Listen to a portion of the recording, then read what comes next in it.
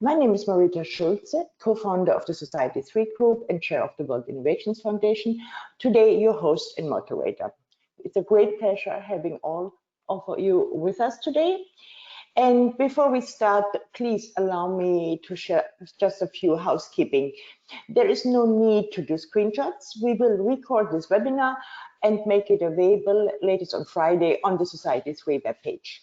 If you have any questions during the presentation, just type them into the question box here in the contact panel, and we will do our very best to answer all of them at the end of the webinar or also via email. Let me now hand over to Axel Schulze. Axel started and successfully exited 4 companies, the biggest reaching 5 billion in revenue, the second close to 1 billion. And he is a published author and patent holder, 2015 listed in the Global 100 Most Influential Startup Accelerators. 2008, he won the San Francisco Entrepreneur Award. 2006, he chaired the SIAS Channel Committee at the SIA in the US and was also an early advisor in 2003 of LinkedIn. Axel and I relived the majority of our business life in Silicon Valley. For the past years, Axel is on a quest to find out how the brain is creating and processing ideas and how some of those ideas could become disruptive to an entire industry segment. So with that, Axel, without further ado, if you just take over, I'll make you the presenter. All right. Thank you very much, Marita. I don't know whether I am presenter or not. I see your presentation. Okay, cool. Thanks. Yeah, welcome also from my side on our third knowledge transfer webinar about the innovation space, in particular, how to radically innovate differently, and particularly here, how to create innovation, groundbreaking innovation rather than just improvements. But today's topic is organizational and/or market-facing innovation. And like Marita said, we were working the past 4 years on everything around innovation, try to understand how we innovated ourselves, because the big question I got many times is, so how did you do that? How could you build 4 companies, all with an innovative aspect, all with a disruptive business model? And, where does it come from? And I always said, I don't know, sorry, I really didn't. And so what we're doing today and in the next couple of weeks and months, basically share what we've done. And also as a result of that, we actually build a whole practice around deep innovation design, which is actually the practice around how to create innovative solutions and/or business models and so forth. So let me start with a quick 60-second rundown who we are for those who have not been at any of the webinars. So we're coming originally, when I say originally, this was our previous businesses, was enterprise software as a service. Silicon Valley, as Marita said, we built a company called Blue Roads. Had a tough start because this was 2001 when we started. So there was the bubble burst, and then shortly thereafter we had another incident, September 11. So it was very difficult to start a company. Despite all the dilemmas we were facing, we became market leader in that space 5 years later, exited successfully, and that was basically our understanding of software as a service from the start, because in 2000 there was no software as a service. Deep innovation design method is basically our knowledge about how our brain understands and consumes and produces ideas, and also how it actually works to make innovation happening. And if we don't understand the brain, we can't understand how to be innovative at the end of the day. We have a half day each week in 6 weeks, corporate trainings, where we help teams to get familiar with this new technology. And we have a product called BlueCallom. It will be in beta in the next few weeks. So if you're interested, you can register as a beta test user on society3.com/beta test. So that's about who we are and what we do in really short, because I didn't want to do some advertising here today. So for the agenda, what I want to do is do a quick recap of the last session, particularly number 1, because that's sort of the foundation, and then talking about organizational and market-facing innovation and their subsets, which are actually 5 of them. So for those who haven't been with us lately, just to summarize real quick, sort of the most important discoveries. One is that Homo sapiens, all of us, we're actually not creative, meaning we cannot create anything. I mean, this sounds very brutal and it sounds shocking. It may be even completely discouraging to, hey, if that's true, so who are we and what are we? But there is a reason for, and that sits deep ahead of us in our brain, that we cannot create because there is no mechanism for creation. But what there is, and this is even more interesting, it's a mechanism for composition. And the way we create, when we say we're creative, we actually compose out of previous experiences new ideas. So every single new idea is a composition of previous ideas or experiences. And there's one group of highly creative people, if we take this old word, it's musicians. And funny enough, musicians talk about composing their music. They're not creating it. And that's actually true for everything else. If you look at Salvador Dali in this picture, you might have seen these elephants, huge elephants and tiny legs in the sun, and there's a branch of a tree hanging in, and the clock, sort of melts across this branch. It is considered very creative, but without taking it away, it's still an elephant, it's still legs, it's still a tree, it's still a clock. Everything on any of these pictures are known objects. There is nothing creative in it. And that's where we have to come to grips that we're not creative, but we can compose. And on this picture, you see sort of lots of neurons. Actually, we have about 86 billion of them, and they contain information that leads to previous experiences.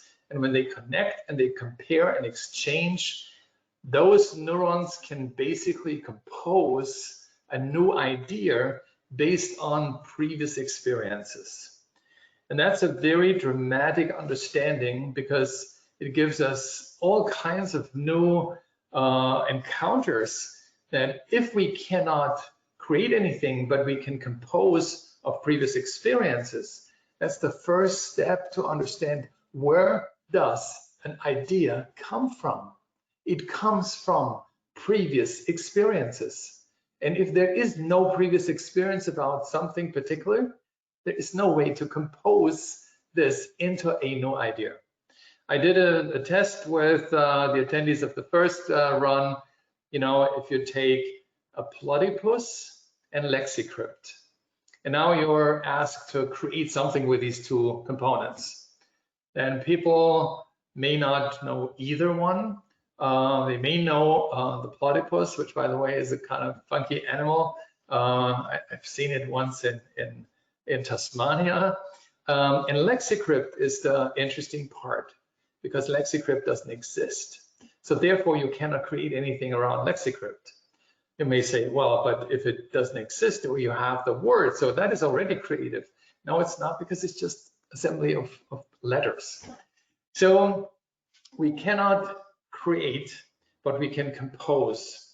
And if you're just, those who are math fans, if you just compose out of 86 billion experience something new, I mean, you come, just the variations goes beyond the number of visible stars in the universe, taking all our instruments, and we go, I think, about 13 billion light years back in time.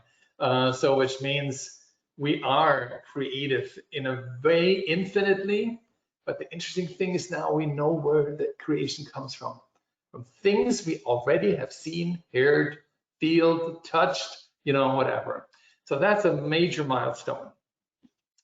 So in general, we said if we want to understand how to be innovative, we need to understand our brain. Some of you who have been there, I had an example with sports people. You know, they know everything about their body. I mean, these super athletes, they are basically almost doctors on the knowledge level in terms of their body. But we don't know anything about our brain. So how can we be creative, innovative, disruptive? We just need to wait until it's happening.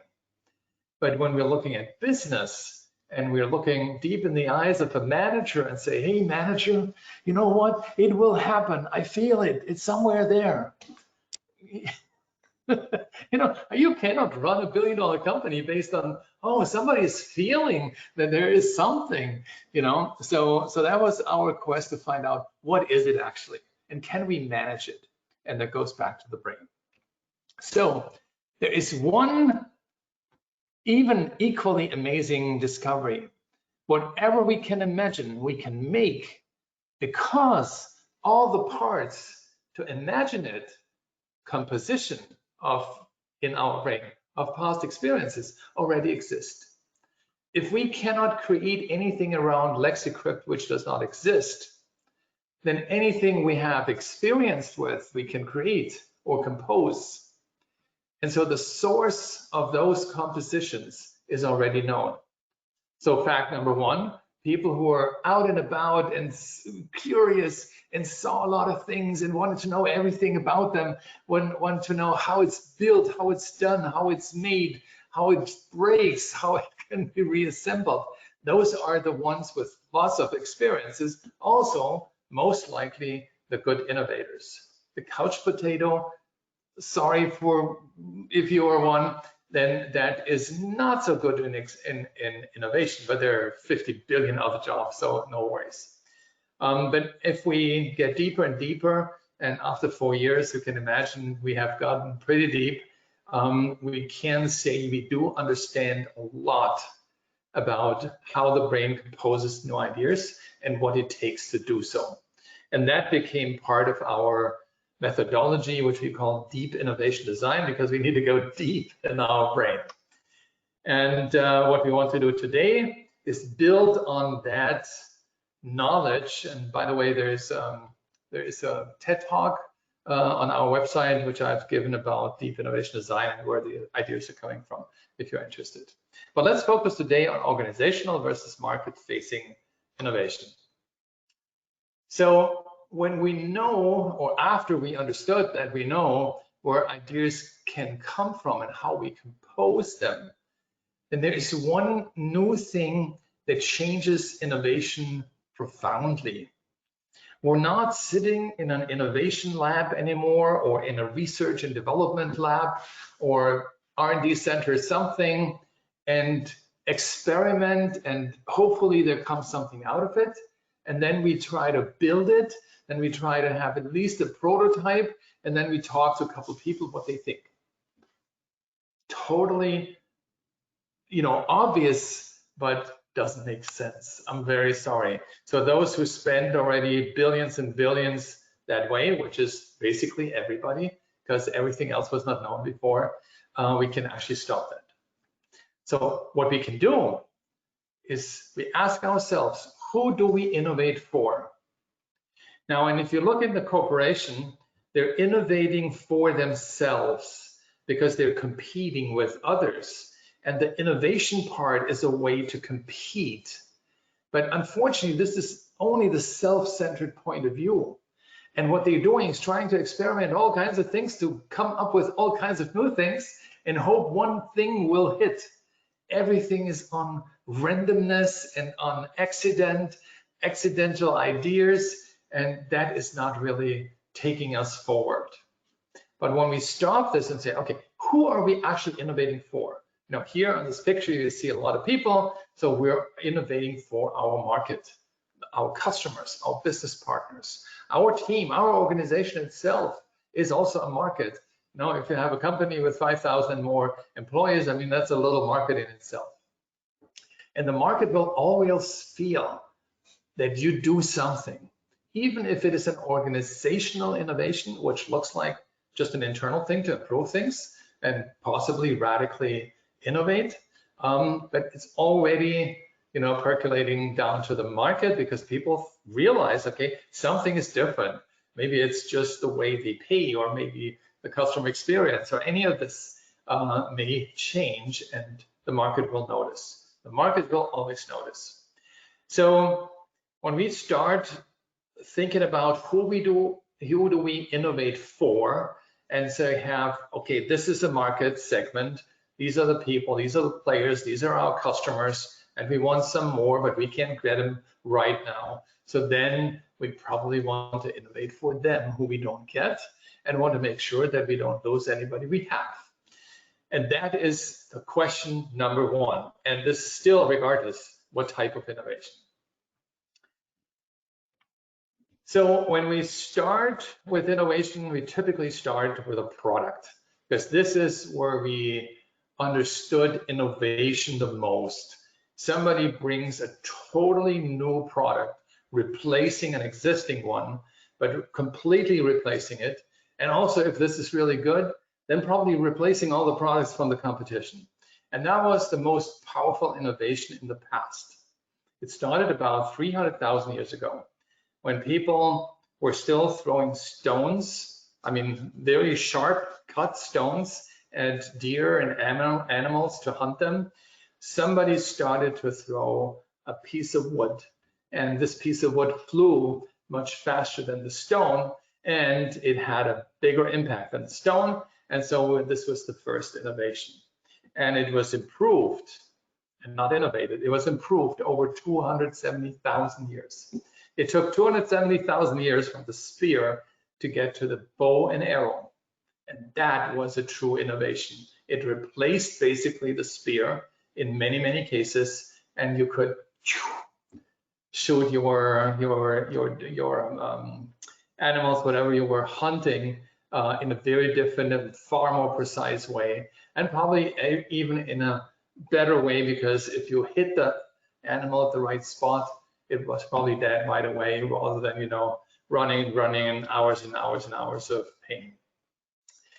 And then it took another 10,000 years to get to the catapult, where we could actually slender stuff to in farther distance. But it was all about product. And this is still recently, innovation is mostly understood with products. But what I want to also share with you, it is obviously a good thing, but it doesn't need to be the product innovation that makes a big difference in the market. And we will see some of the other innovation types actually today make a much bigger impact than a product innovation. And so what we see today is that product focus is seen all around the world, but we're also seeing that focus primarily in older and engineering-driven organizations. Older meaning they're very established, they have all their rules and regulation in place, their organization model is in place, everything is in place, highly optimized. Every person who is working there is one way or the other productive, or mostly productive. And this is why these companies can live and actually generate a profit, at least a profit enough to build the next generation of products and so forth. And I want to be very clear, when we talk about innovation, then we're talking about innovation, not improvement. And innovation is eclipsing all improvements, not just yours or in your company, but also the improvements of your competitors. And anything else remains to be improvement. And this is a good thing. You can live with it, but it's not innovative. Innovative was the step from the spear to the bow and arrow to the catapult, and then lately a rocket to the moon.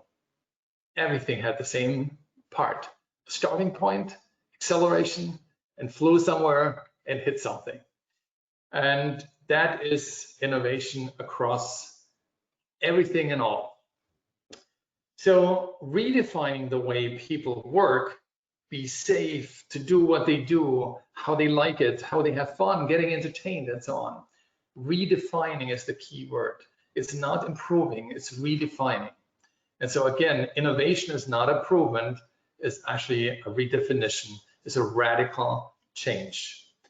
And that is where competition comes in, because an innovation typically forces the competition to follow you. And we see this right now in many cases where there is the vacation rental market. It has changed with Airbnb and a couple of companies. The taxi market has changed. The automobile market is on the verge to change, and many other markets in the financial services industries and so forth.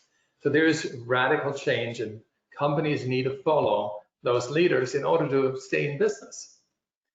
And so taking or defending market leadership is done through innovation. It's not done through improvements.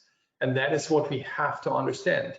And this is where there's lots of debates, even in multi-billion-dollar global organizations, whether it should be innovative or can we go away with improvement, and may even consider the improvement in innovation.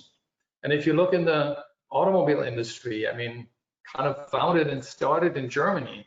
I mean, the automobile industry in Germany is under jeopardy. You know, we have one little car manufacturer in California called Tesla, has a 4 times valuation than the Mercedes under the automobiles, which is Mercedes, right? So there is something going on, and you can call it hype and crazy, and it will come down, and this will go away. I think we all learned that these things do not go away, and they do not come down. Facebook has not been gone away. Google has not been gone away. Microsoft did not go away. Oracle did not go away. SAP did not go away. And you can take all kinds of pharmaceutical industry manufacturers, they did not go away, and so forth. So we cannot excuse ourselves for not being innovative by saying this will go away. You know, it was said by pretty much any innovation, including the internet or the TV or the personal computer and the laptops and what have you, cell phone, and so forth. So with that said, we're still on the classic. So there is another type of innovation, and that is product related, but actually the product plays a lesser role in this whole game. And a great example, I believe, is IKEA. IKEA has grown from 0 to, I mean, absolutely dominant market leader in the furniture business and no competition. The question is, why did nobody take this on? I mean, it seems to be a super attractive market. Well, nobody really understood till today. We have a shop, you know, a couple kilometers from here. They're considering themselves sort of a little bit of an IKEA shop, but they are not. I mean, they have furniture that looks a little bit like IKEA. They started to build even the shop similarly to, you know, you walk through aisles like an IKEA, but it has nothing to do with IKEA. The consumer would recognize and say, oh yeah, it's a little bit of an IKEA, it's a mini IKEA, nice. But it's so mini and it's still nice, and I think they're surviving, but they're far from being IKEA, and they will never get there because service innovation is extremely hard to copy because it is extremely hard to analyze. And when you analyze IKEA, any of you can do that, you will probably take weeks and weeks and weeks, full time. Even if you spend your entire vacation and so on, you will not complete your task understanding what the IKEA business model actually represents. So changing the face of an existing service to a degree where, you know, where people consider that as a new service and replace the existing service, that is an innovation. So we're again at not improvement, but radically change. And that's what IKEA, and by the way, many others did. They redefined how people consume actually their products. But the product is so prominent also from the design that people think, yeah, because you can see an IKEA product basically from a mile away and say, oh yeah, this is IKEA couch, this is an IKEA kitchen, this is an IKEA whatever. And so the association between IKEA and the product is very obvious and it's very present, but that's not the innovation. That's just a product. But the innovation is that you can actually compose it to your product and you build it so easily that pretty much everybody can do that. And if you just understand that shipping a kitchen to your home with trucks and trucks and trucks, and then having somebody build it for you, that's extremely expensive. And their one service idea was, well, if we can put this all together in packages, and you load it in your SUV or whatever, and if push comes to shove, you rent for $19 a day a truck and carry it home, and then you build it, you save basically X amount of dollars. And that is part of that service. But also part of the service is the way the manual is written and everything around it. So there are lots and lots and lots of details to make IKEA what it is today. Now, if you buy a mattress from IKEA, for instance, you will be, if you don't know already, you will be very surprised over the quality. So my kids told me, say, hey, Dad, this mattress is amazing. And I thought, okay, yeah, it's nice for you, kids need to save money and so on, they take that.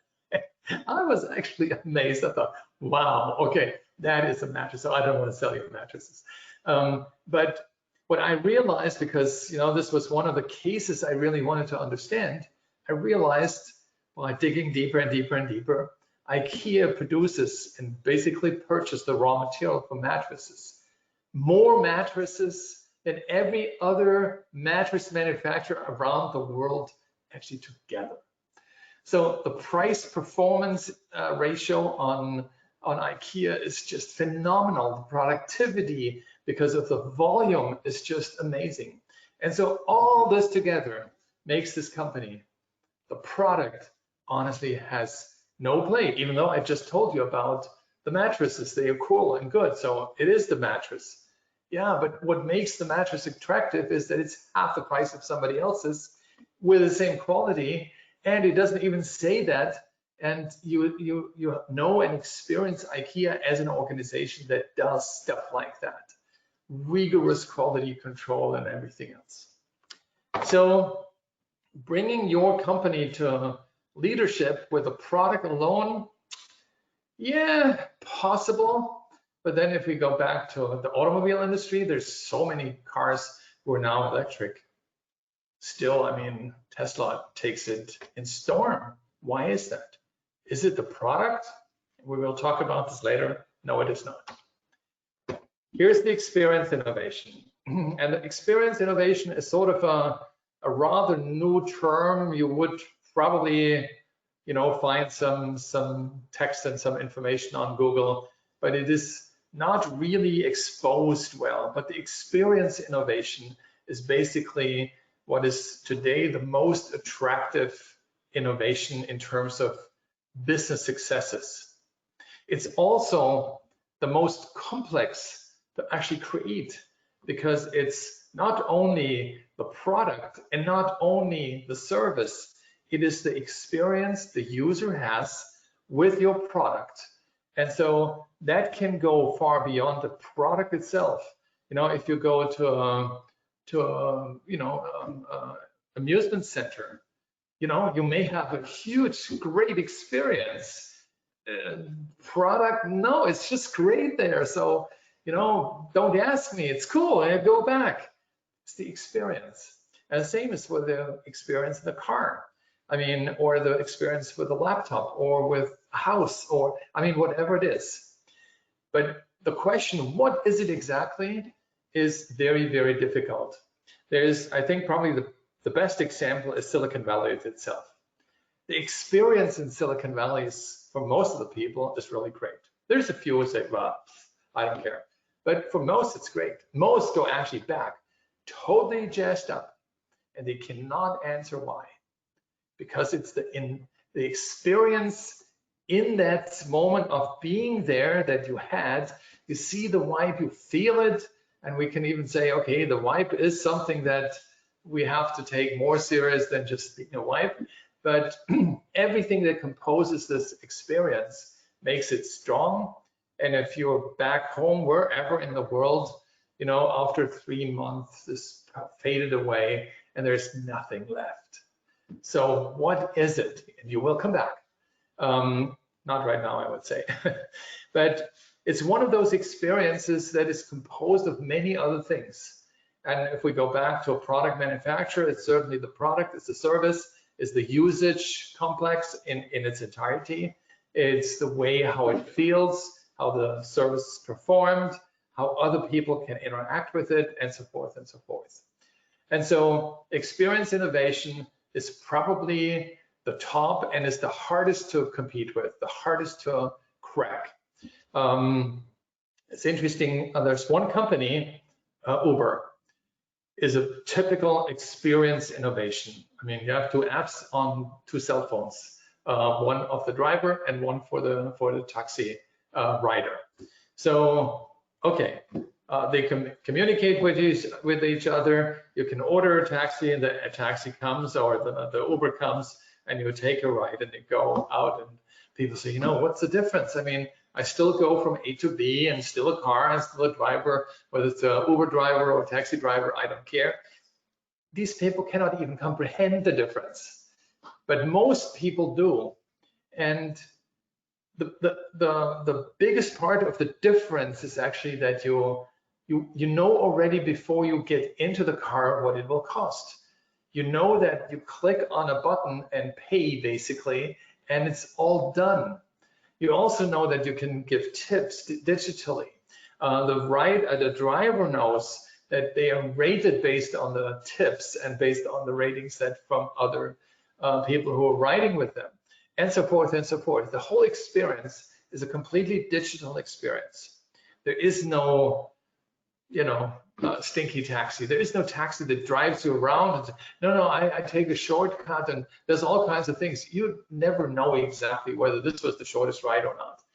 And there's so much fear about getting ripped off, which is completely alleviated with Uber. So theoretically, I mean, at least some of the taxi organizations would have to get up and say, hey, you know, this is obviously attractive to many people. Let's build such an app. They could have done that, absolutely. And nobody did. Not a single taxi organization on the entire planet did that, not one. Why? Because an experience innovation is very hard to understand. And for the older generation that are actually running those kind of organizations, it's not in the head that there is an experience that somebody may want that is different from what they and their business actually provides. And so this is how experience innovation makes headways against pretty much anybody. And it goes with taxis, it goes with homes, it goes with food delivery, it goes with e-commerce, it goes with, you know, you can fill in the blanks. Anything somebody is interacting with, any company, through experience innovation, they can get the customers over to somebody else. And that means every company on earth is endangered of lack of innovation in the next 5 to 10 years, period. Organizational innovation. Now let's switch from the market-facing side to the organizational side. Organizational innovation is basically everything internally, internal collaboration, efficiency, culture, leadership, productivity, workflow, rules and regulations, policies. I mean, you know, the countless ways to innovate. And so we happen to have a client of ours who was actually focusing entirely on organizational innovation. They didn't care about the product. Their product actually works so well that they don't have to care right now. but the organization was something they wanted to improve. And so changing the way a typical company is organized and performs their jobs is the key to organizational innovation. Now here, when we talk about how difficult or easy is it to copy, again, very difficult. So if an organization gets very serious with organizational innovation, trying to reach the stars, not for a new product and being crazy, no, trying to make the organization as perfect as humanly possible. And here comes again the word perfect. Perfect is not good, not a good word in any kind of business, because perfect indicates it's never ready and it will cost a lot. So therefore, 80-20 rule, if we get 20%, that's already kind of 80% of where we could go.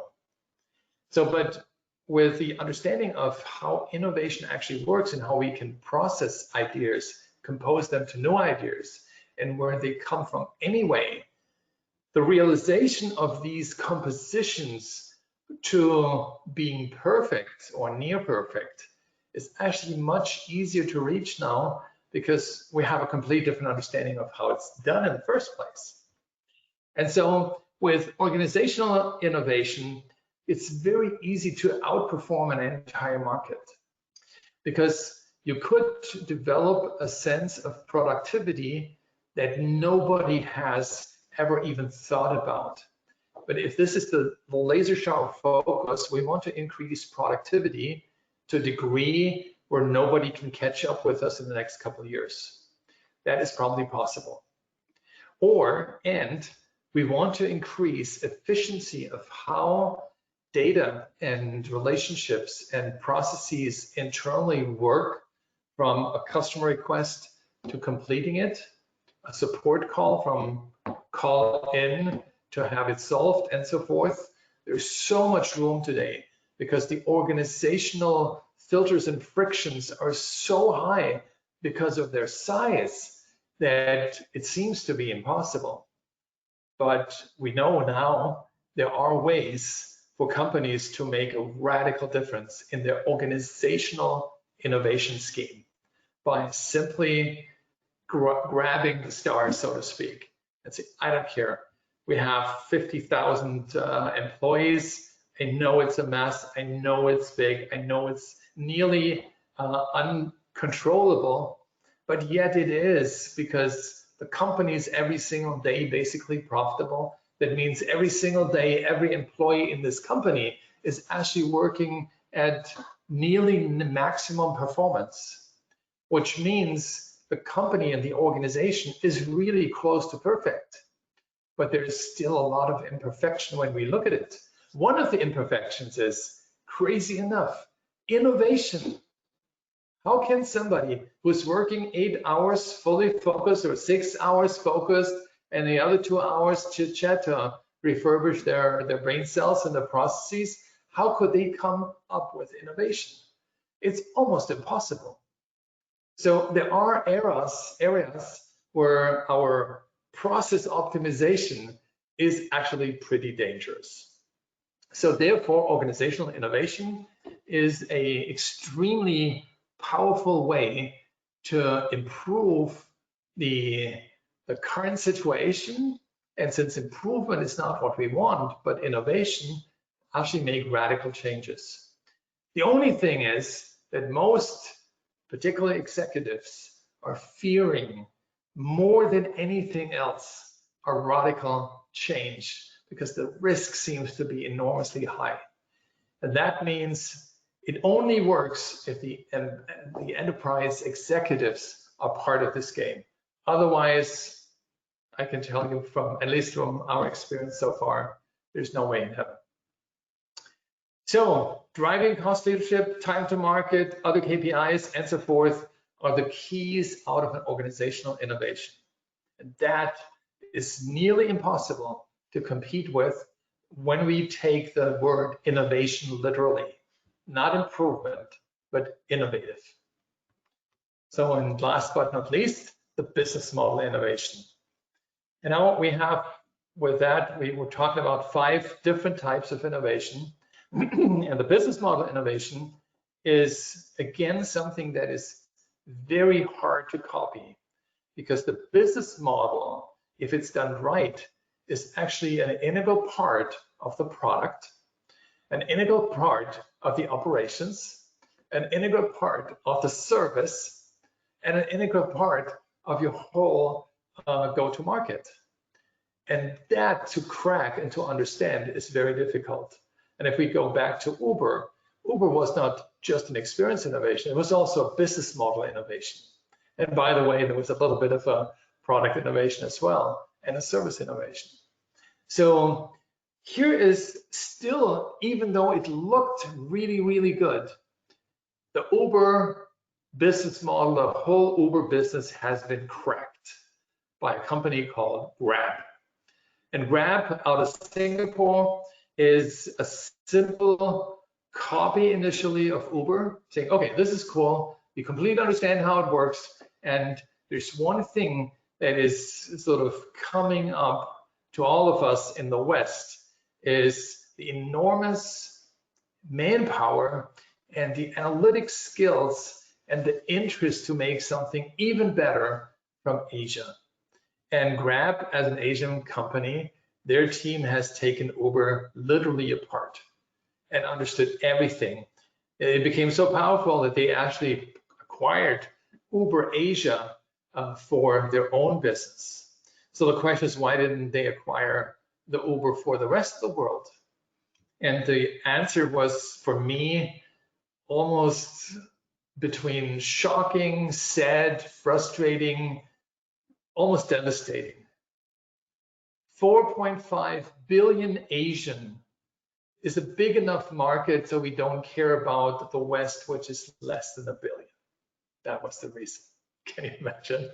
Okay, so what Grab did is that, okay, we're innovating. We're not just improving what Uber does. So we were leveraging everything that circles around transportation. We take the driver, leave it in the car, remove the rider. So what else can these guys do? They can deliver food. They can actually deliver parcels and packages. They can deliver tickets. They can deliver people to hotels, and so forth and so forth. So they took the transportation mechanism as the core and built all these services around it, around the taxi. And that made Grab so fast, so big, that they were actually able to acquire Uber Asia. So what's interesting in this case is, even though it's rare, but it shows that there is no end of innovation. And this actually brought us also to the point in our methodology. So when we had a customer of ours now innovating, okay, there's a new groundbreaking innovation. Everybody, yeah, hooray, this is so cool, we made it. I mean, this will change the world. Okay, for maybe a year or 2 or 3 or 4. What then? Innovation continuum is one of the modules that we have. And in this very case, it's the innovation continuum that did not happen in Uber. 2 years later, or 3 years later even, Uber now offers Uber Eats. It's basically the food service. So, and this is just one of these components. And that means that continuous innovation is what we're all up against, whether we like it or not. A single innovation is good for a period of time, but then it dies out very quickly. We don't have the 270,000 years between the spear and the bow and arrow anymore. It's now actually in the range of minutes. Just so you know, there's about 30 patents filed every single minute around the world.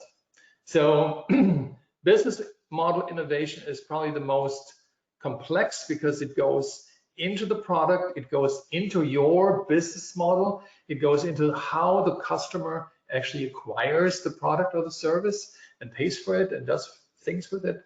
And so business model innovation outperforms all previous disruption models. It definitely outperforms product innovation because that's the easiest to crack.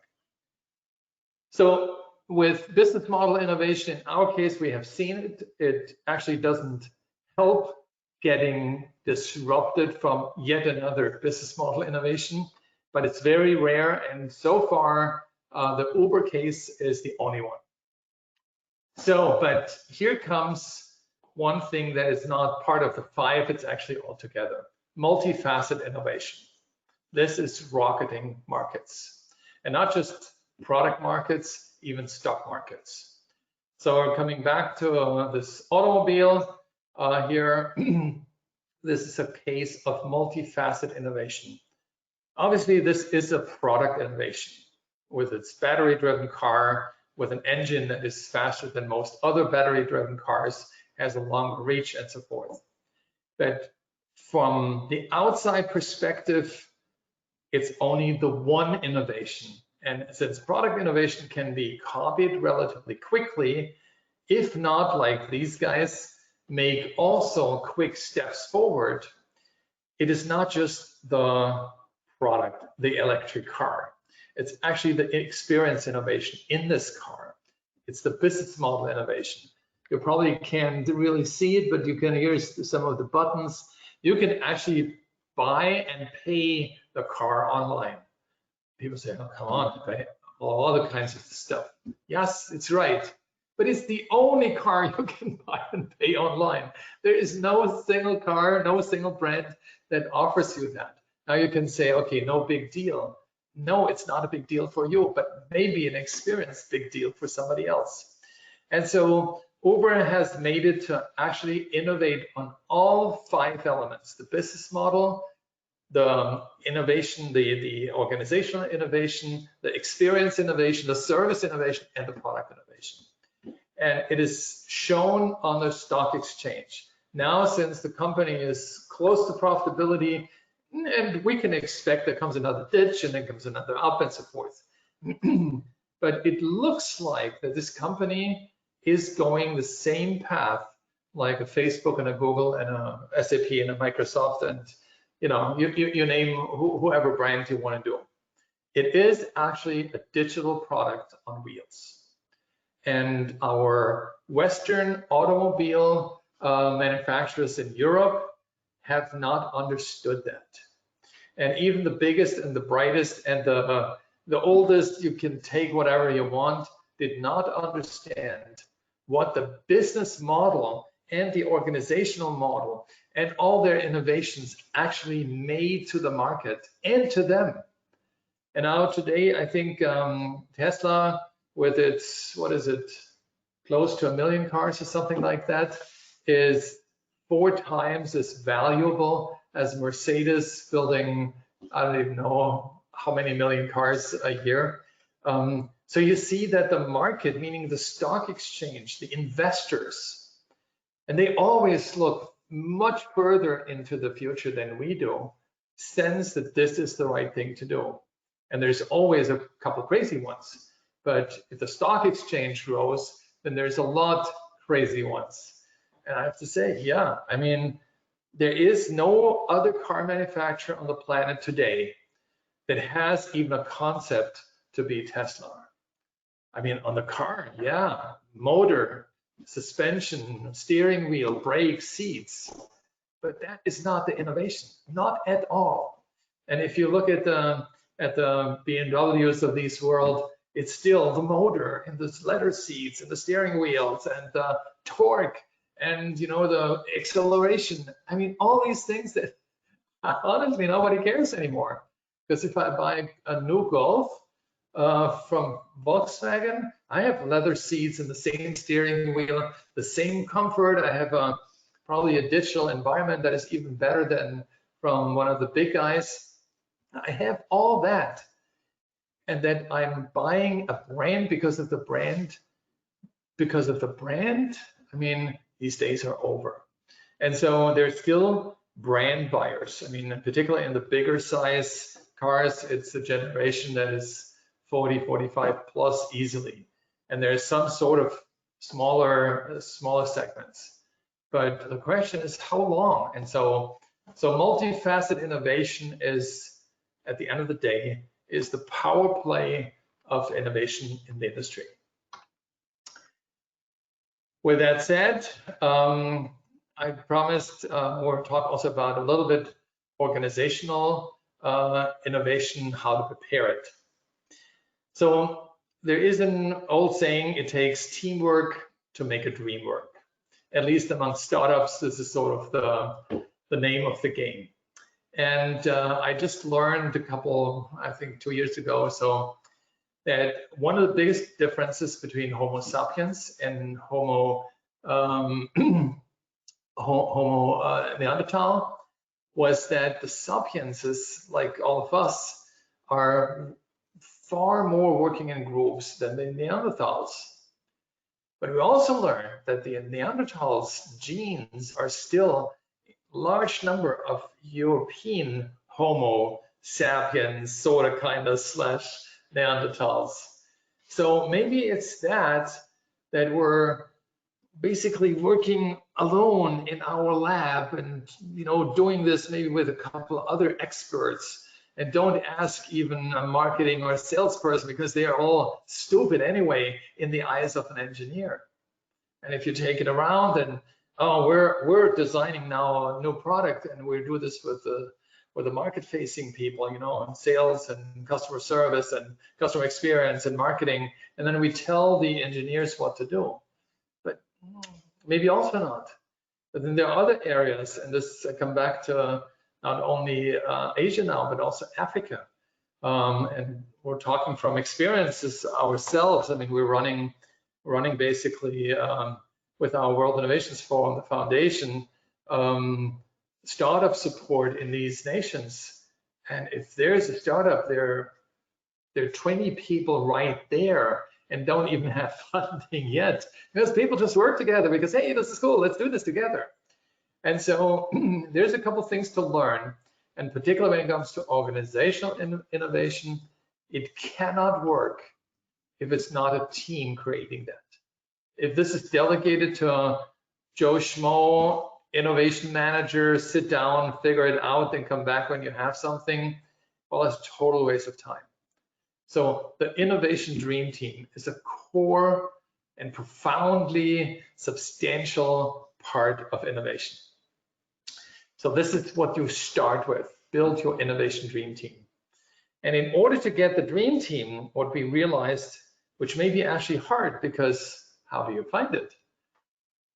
So one of the clients came with the idea and said, you know what, this webinars that you're doing, can you run this very specifically just for us? We want to have 600 managers learning how you do stuff.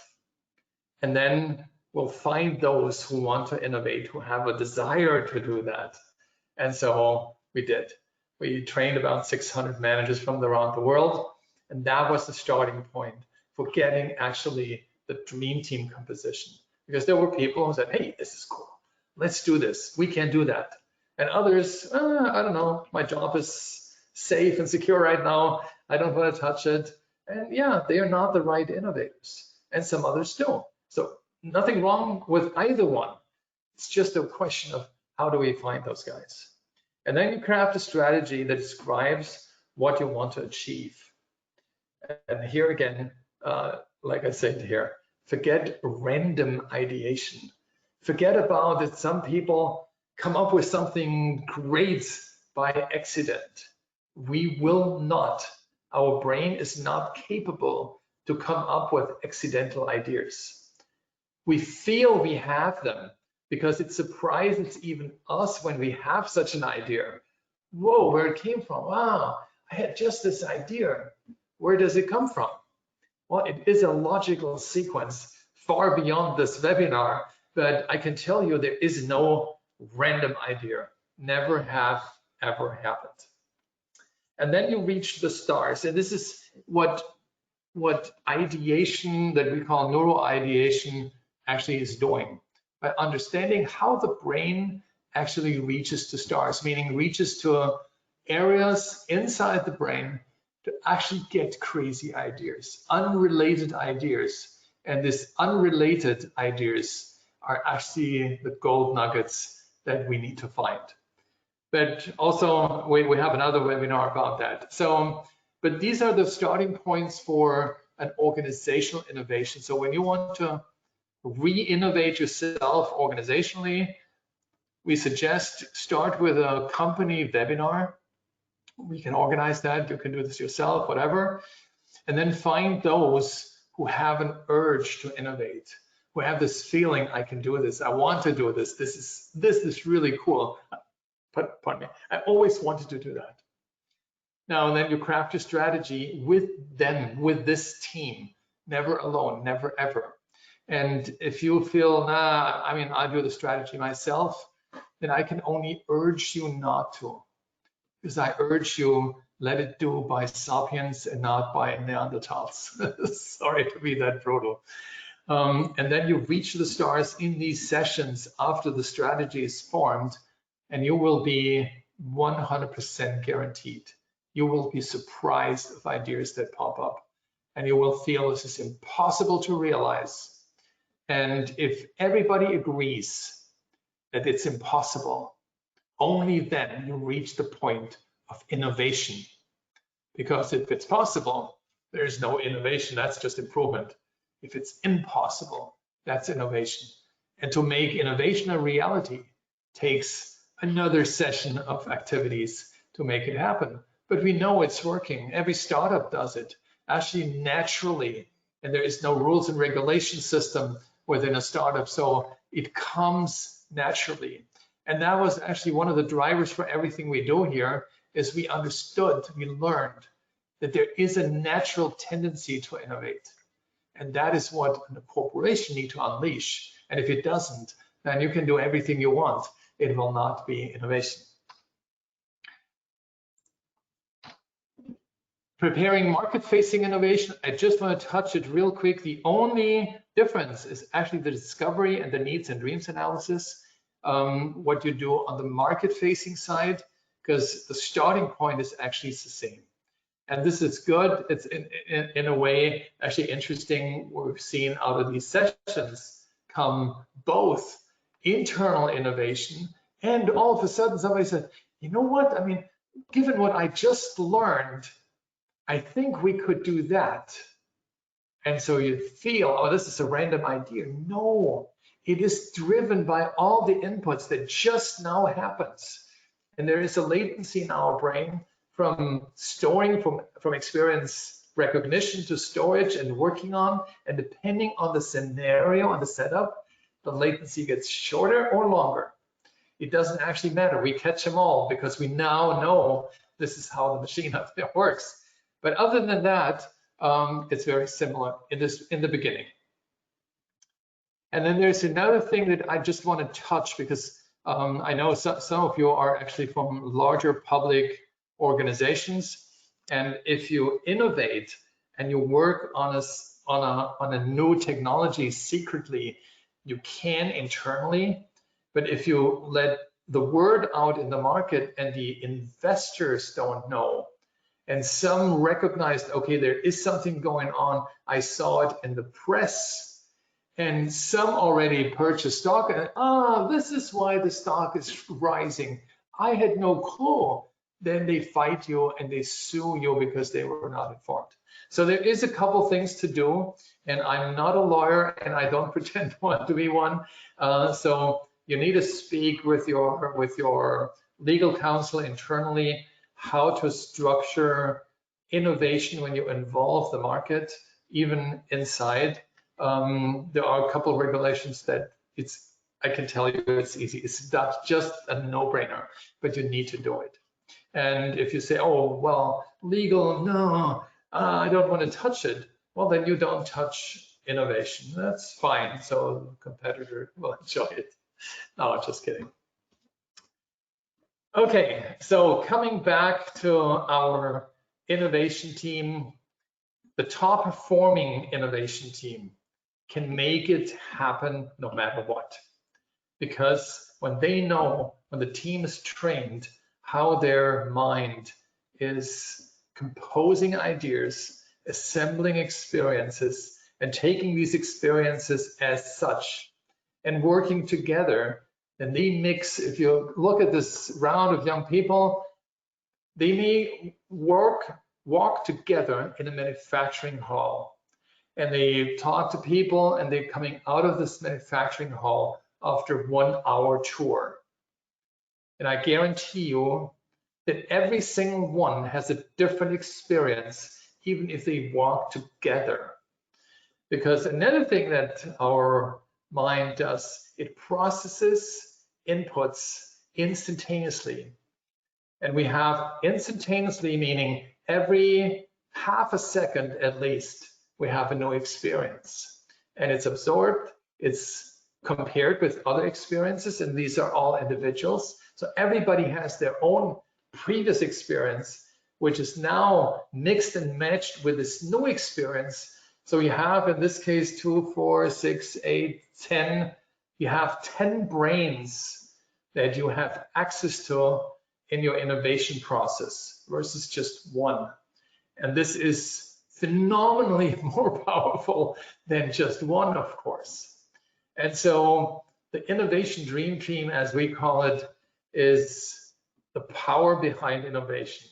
It is never a single human, even though they may have great ideas, no question. But if you put this down to a team level, it will outperform any single genius in a heartbeat. Thank you very much. All right, so I will give it back to Marita. I don't know whether there are questions. I'll mute myself. Oh, the sun is shining. I just can see it. Yeah, and let's stay with that innovation dream team. Our next webinar that's the topic of number 4, the innovation dream team in August 6th. So I think would be a great reminder if you go on our website. August 6th will be the next knowledge webinar, and here the main topic is innovation dream team. But I got a lot of questions, Axel, here from the audience. Thank you, everyone. One question came from Simon. He said, can an organization arrive to a business model without the other types of innovation? Okay, sorry. Yes, absolutely. So one of the innovation would be cool to have an unmute and mute thing, even though it shows me that I'm muted, but it sort of senses my intention.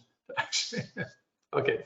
So sorry, Simon. Yes, you can absolutely build and focus on a business model innovation and sort of disrespecting everything else.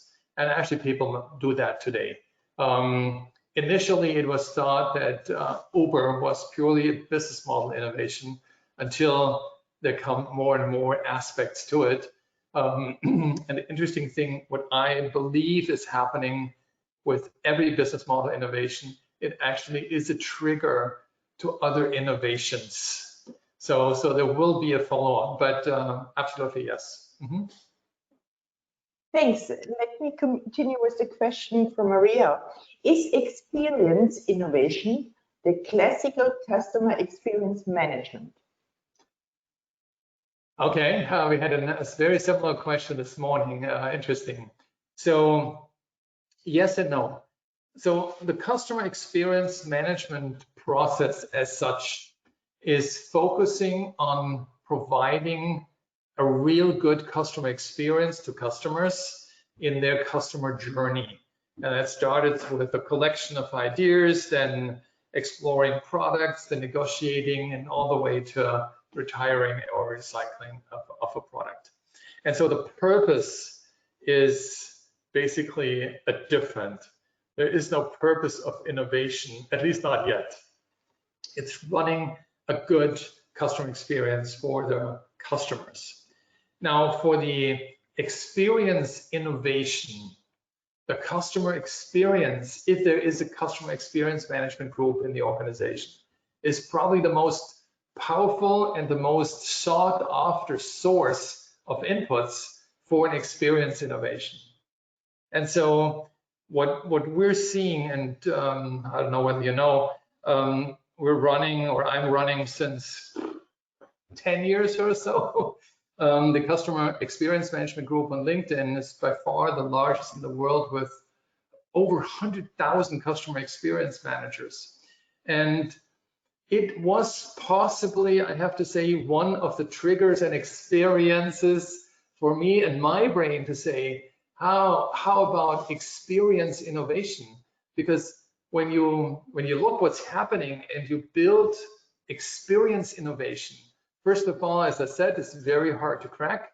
And second, it's basically a type of innovation that touches in the almost perfect way the customer. Because if the customer experiences the best thing ever could happen to them, no matter how weak theoretically a product is, if the experience is just good, well, then it's okay that the product is not that perfect. If the product would be very, very bad, it would reflect to the customer experience with that product. And so it's an interesting connection.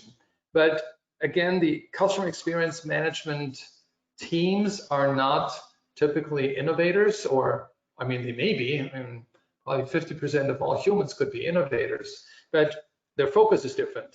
But that is a group where potentially innovation could happen very quickly because the intention is already there to do something great for the customer, and the pressure of the company to innovate is there. So it could actually merge. Yeah. Thanks, Axel. Now comes a little bit longer question, and the topic is corporate pushback. Could companies be afraid of true innovation because it might mean a loss of jobs at the C-level? That might be a red flag that you need to know in dealing with the situation. Do you think that, or what is your opinion on that? Yeah, this is indeed a big deal, so to speak. And the question about innovation in general is who is the ultimate driver? And if we come from the market side as the ultimate driver because customers begin to buy more and more the innovative product and less the non-innovative product, then it starts there. Then the next big driver is the board. The board of a company that pushes the C-level for more innovation. And the C-level may push back. That's what the question was about, saying, you know, yes, we can, but this costs blah, blah, blah, and it requires so and so and so and so, and our stock price would sink because of the expenditure and the risks and so forth and so forth. So there is a big pushback in every single company.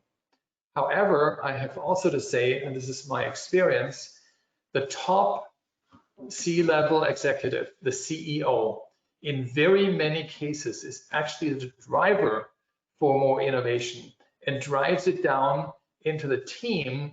And the biggest, by far, the biggest pushback comes from the middle management. And here is, and this is one thing that unearths a lot of things that are completely considered irrational or even discriminating.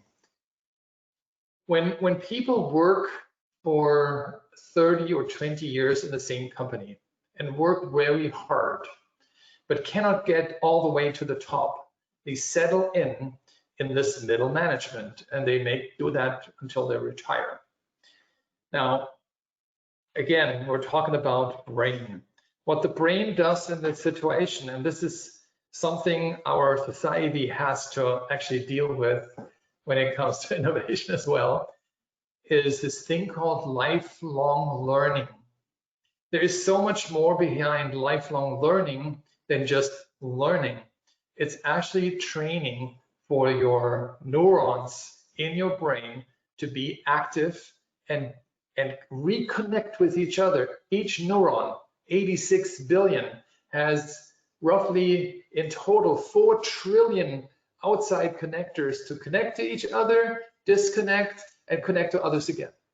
And this gets harder and harder the older we get.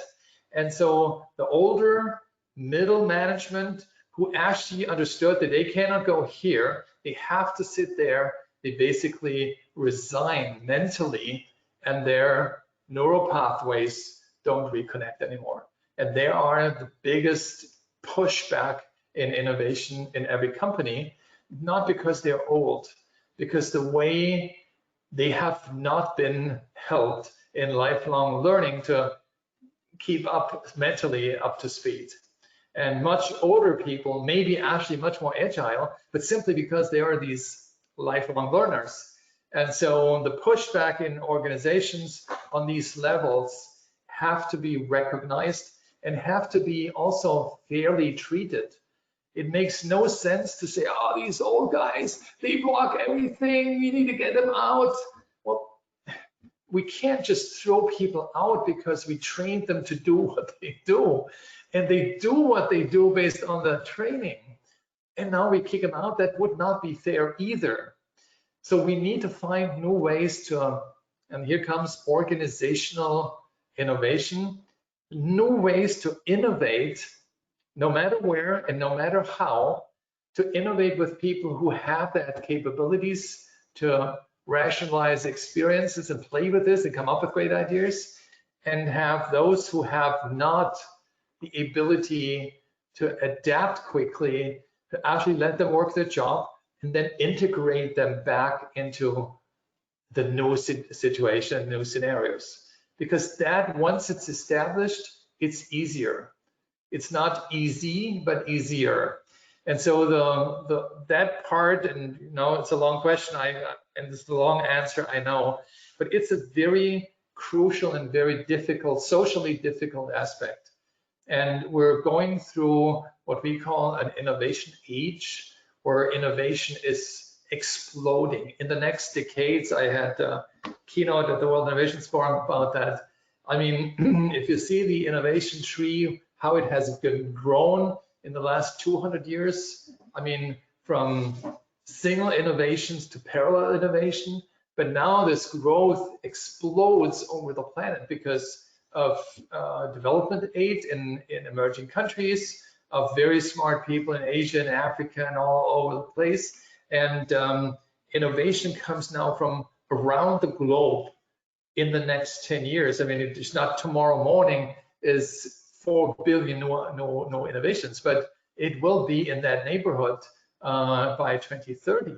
And so we will need to help those who have not been prepared by any of us to actually, continue their work in dignity and not just being old dogs because they were asked to continue to do what they do every single day, learn and repeat. It starts with education. Everybody in any kind of school in the world is trained, learn, repeat, learn, repeat. And if you do this well, you get to the next degree. And we do the same, learn, repeat. Can you still repeat what was 2 years ago? It's difficult. Okay, so we don't want to ask you about it. I mean, it's that brutal. And we have to rethink and innovate the education system as well. So I think it was a too long answer, but it is a real issue. So I can fully relate to the question. So then let's go to the last question, Axel. How we as a department can learn more about the whole concept? There are a couple things. If you go to our website, there's one thing, this is only on the new website, which is not launched yet, but you find it publicly, is if you go to BlueCallom.com. There is BlueCallom Essential is the training under Academy. And so this is I believe it's a 3-week, 2 days a week kind of training where all what we discussed today in much more detail is trained. And this is sort of the foundation. And then there's a couple other trainings if you want to become an innovation manager or an innovation executive or innovation specialist. There are different training programs available. And we have one thing that if you want to feel it and get your hands dirty, it starts, I believe, August 24. I'm not 100% sure. It's called Deep Innovation Design School.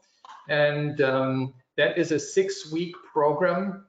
And it's a full-time program, even though it's online. And I have to admit, we don't know yet how this will work on people. We know there are people who can actually deal with online on a full-time job. I mean, not sitting full time on the screen. But on sessions like this, twice a week or 3 times a week, and do then, basically the tasks that are part of the program.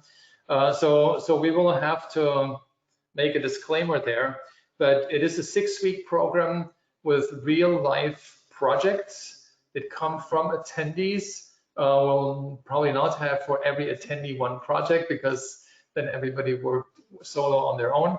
But attendee projects, and what we say, we guarantee basically groundbreaking innovation within 6 weeks. And there's a second thing about this. We will actually have a video in the next couple of days about it. It will only work if you want to make it work, because what we don't do is brainwash, and we don't give you drugs or anything like that. So your brain must be open and must be eager to develop an innovation. If you say, yes, I mean, I'll check it out, but I don't believe it, then you're already blocked. And the brain is a very sensitive thing, even though it's so logical, but and it's not like, oh, if I say it wrong, then I hurt your feelings. So I probably do that too. But so you need to want to make the innovation happening. And we have seen this. This is not a first time. We have seen this over the last 4 years of training with startups. And every second one basically had a disruptive business model actually after 2 days of training, so let alone 6 weeks. We need the 6 weeks because we don't have all entrepreneurs in this program, and B, it takes a little longer for those who need simply longer to think through stuff. And it has to do also with the product and with the type of innovation and so forth. But we know that we can get it done in 6 weeks. And so that is a program that if you have 6 weeks time, and if you're working, you probably need the approval from your boss, then this would be probably the coolest, because that shows how the thinking works and how the stimuli to your brain works, and how do you will feel that you get to ideas that you couldn't believe you have, and it's built on experiences. I mean, goes back, as I said, 4 years, and actually even further, my whole life. I realized afterwards what it took to build 4 innovative companies, and there was a pattern, but I didn't know it. I mean, it was just totally foreign to me. It was just random and accident. But today I know the brain is not working randomly, and it doesn't work by accident. So those are probably the best guess things. And I would say, I mean, any and all of you, if you're considering one or the other, I mean, we're here to help. I mean, give us a call, send us an email, say, hey, I want to have a chat with you guys. We have this and this. I don't even know where to start. And I can tell you right now, almost nobody knows, because everything we discovered is, I would say, not brand new, because the neuroscience part of how the brain does things is a little bit older. I mean, it goes back about 5 to 6 years.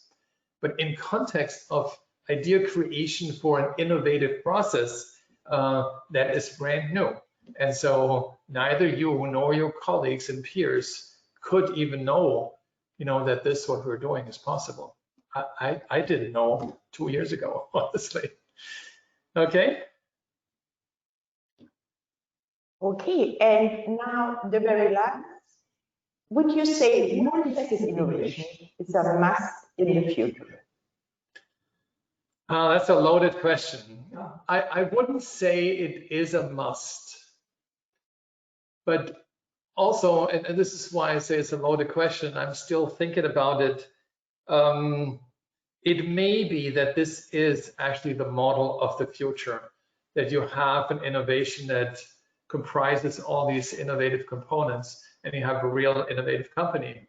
Because the counterfactual to this question is, can somebody survive with only one type of innovation when their competitor does the whole enchilada, so to speak, The answer is obviously no.